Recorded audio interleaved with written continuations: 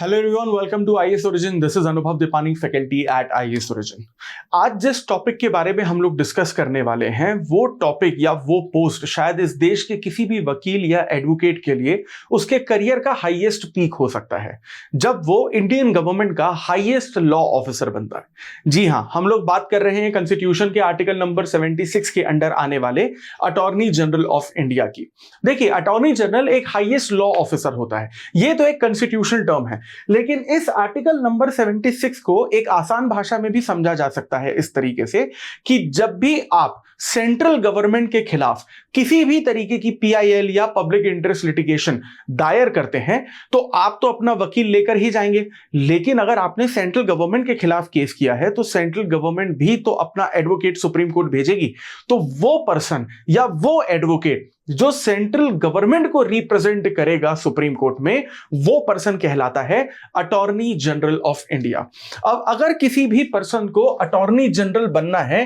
तो उसकी सिंपल सी क्वालिफिकेशन ये होती है कि वो सुप्रीम कोर्ट के जज बनने के लिए भी क्वालिफाइड होना चाहिए। यानी कि या तो वो पर्सन कम से कम 5 साल तक किसी हाई कोर्ट में जज रहा हो, या फिर उसने हायर जुडिशरी में 10 साल तक का एडवोकेट का एक्सपीरियंस लिया हो, या फिर प्रेसिडेंट की नजरों में वो केपेबल इनफ हो। अब ये जो अटॉर्नी जनरल होता है, इनका अपॉइंटमेंट तो ऑब्वियसली प्रेसिडेंट के द्वारा ही किया जाता है, लेकिन प्रेसिडेंट प्राइम मिनिस्टर और काउंसिल ऑफ मिनिस्टर की एडवाइस पर प्रेसिडेंट के द्वारा इनका अपॉइंटमेंट करवाते हैं। और ये जो एडवाइस है प्राइम मिनिस्टर और काउंसिल ऑफ मिनिस्टर की, वो प्रेसिडेंट पर पूरी तरीके से बाइंडिंग होती है। अटॉर्नी जनरल खुद में एक बहुत बड़ी पोस्ट है क्योंकि वो सेंट्रल गवर्नमेंट को सुप्रीम कोर्ट या दूसरे हाई कोर्ट्स में रिप्रेजेंट करते ही हैं, लेकिन इसके अलावा बहुत सारी पावर और प्रिविलेजेस भी दी जाती हैं अटॉर्नी जनरल को, लेकिन इसके साथ साथ कुछ लिमिटेशंस भी होती हैं। So IAS origin is coming up with the new UPSC GS batch, जिसमें आपको लाइव क्लासेस, रिकॉर्डेड लेक्चर, आपको बहुत सारा एक्सेस में मिलेगा,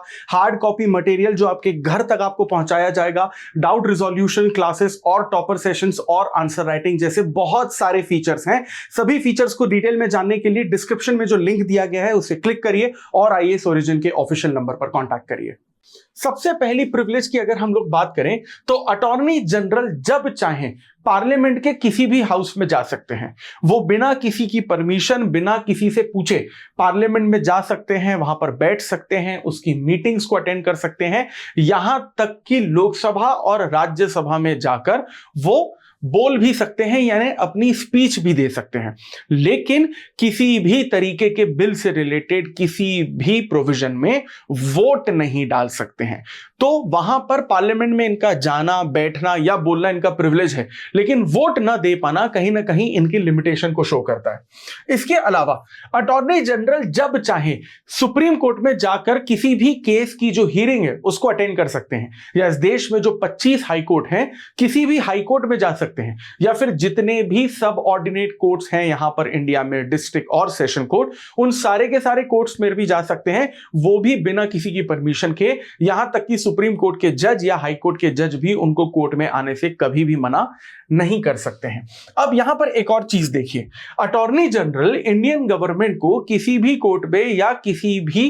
केस में रिप्रेजेंट तो करते ही हैं, उनके बिहाफ पर तो आते ही हैं, लेकिन इसका मतलब यह नहीं है कि जो अटॉर्नी जनरल है वो एक तरीके की सरकारी नौकरी है और वो कोई दूसरी नौकरी नहीं कर सकते, दूसरे का केस नहीं ले सकते। इसका मतलब यह है कि अटॉर्नी जनरल जो पर्सन बनता है वो हमेशा नो ऑफिस ऑफ प्रॉफिट और ऑफिस ऑफ प्रॉफिट का जो दायरा होता है उससे बाहर होता है। एग्जाम्पल के तौर पे अगर मैं कल के दिन अटॉर्नी जनरल बनता हूं तो मैं गवर्नमेंट ऑफ इंडिया के तो केसेस लूंगा ही, लेकिन किसी प्राइवेट पर्सन के जिसका गवर्नमेंट से कोई लेना देना नहीं है उसके केसेस भी ले सकता हूं। अब जब मैं दूसरों के भी केसेस लूंगा तो केसेस दो तरीके के होते हैं, एक होता है सिविल केस और दूसरा होता है हमारा क्रिमिनल केस। सिविल केसेस लेने में कोई प्रॉब्लम नहीं है क्योंकि उसमें किसी भी तरीके का क्राइम इन्वॉल्व नहीं होता, तो उसमें divorce, marriage, adoption, property dispute या इनहेरिटेंस के केसेस होते हैं। अब बात करते हैं हम लोग थोड़ी सी कंट्रोवर्सी की, जिसमें अटॉर्नी जनरल जब क्रिमिनल केसेस लेता है तब किस तरीके से हैंडल की जाती है चीजें। अगर अटॉर्नी जनरल ने कोई भी क्रिमिनल केस लिया है, लेकिन वो क्रिमिनल केस में अटॉर्नी जनरल जो है विक्टिम के फेवर में खड़े हैं, यानी जो पीड़ित है उसको रिप्रेजेंट कर रहे हैं केस में, तो सेंट्रल गवर्नमेंट से अटॉर्नी जनरल को परमिशन लेने की जरूरत नहीं है। लेकिन अगर वही अटॉर्नी जनरल किसी क्रिमिनल केस में सस्पेक्ट या क्रिमिनल के साथ खड़े हैं, यानी किसी सस्पेक्ट से भारी भरकम फीस ली है और उसके फेवर में केस लड़ रहे हैं, तो इस पर्टिकुलर सिचुएशन में जहां पर अटॉर्नी जनरल क्रिमिनल को सपोर्ट कर रहे हैं, इसके लिए अटॉर्नी जनरल को सेंट्रल गवर्नमेंट से परमिशन लेनी ही पड़ती है। इसका मतलब यह हुआ कि अगर अटॉर्नी जनरल किसी क्रिमिनल को सपोर्ट कर रहे हैं कोर्ट में, भले ही वो उनके प्रोफेशन का हिस्सा हो, लेकिन इससे कहीं ना कहीं सेंट्रल गवर्नमेंट की जो इमेज है वो डिग्रेडेशन में आ जाती है, क्योंकि जो ऑपोजिशन पॉलिटिकल पार्टीज हैं और जो दूसरे देश के लोग हैं वो बेसिकली ये कहेंगे कि ये कैसी सेंट्रल गवर्नमेंट है कि जिनका वकील किसी एक दूसरे क्रिमिनल केस में एक क्रिमिनल को ही वहां पर सपोर्ट कर रहा है। इसीलिए क्रिमिनल केसेस में जब भी अटॉर्नी जनरल सस्पेक्ट के फेवर में खड़ा होता है तो बिना सेंट्रल गवर्नमेंट की परमिशन के बिना वो इस तरीके के केसेस को नहीं लड़ सकते हैं। वहीं इसके अलावा हम लोग एक और यहां पर प्रिविलेज की बात करते हैं कि अगर आप अटॉर्नी जनरल बनते हैं, भले ही आप पार्लियामेंट में वोट नहीं दे सकते, लेकिन पार्लियामेंट में जो अलग अलग तरीके की कमिटीज होती हैं उसके मेंबर आप 100% बन सकते हैं। और कमिटी के मेंबर आप तभी बनेंगे जब सामने से आपको इन्विटेशन आएगा। एज एन अटॉर्नी जनरल आप खुद ये डिमांड नहीं रख सकते कि मुझे किसी कमिटी का मेंबर बनना है। और रिमूवल प्रोसीजर भी यहां पर बहुत सिंपल है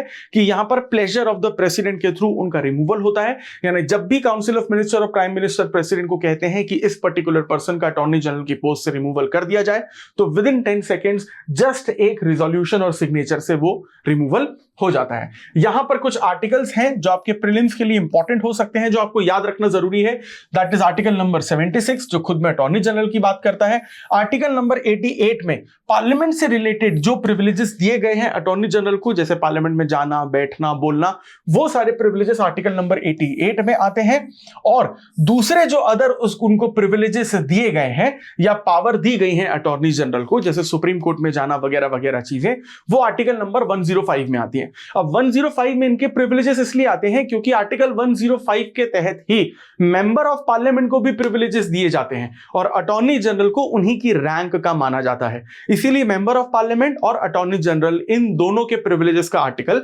105 ही होता है। तो इसी तरीके के टॉपिक्स को आप डिटेल में और आसान भाषा में अगर समझना चाहते हैं, जो आपकी यूपीएससी सिविल सर्विसेज एग्जामिनेशन की प्रिपरेशन को और इजी बना सकता है, सो उसके लिए please stay tuned with IAS origin, like, share and subscribe this channel. I will see you in the next video. Thank you very much.